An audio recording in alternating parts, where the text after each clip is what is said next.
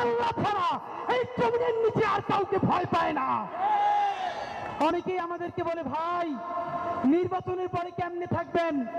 আপনাদেরকে একটা কথা বলি, যাদেরকে আপনারা বড় মাস্তান মনে করেন, এই মাস্তানেরা যদি মাস্তানি হইতো, এই মাস্তানেরা মাস্তানি কইরা হাসিনারে পতন করতে পারতো। এরা মাস্তান না, এরা সিটকে চোর, এরা চাঁদাবাজ, এরা ছোট ডাকাত, এরা মাফিয়া, এরা ব্যাংক লুটেরা।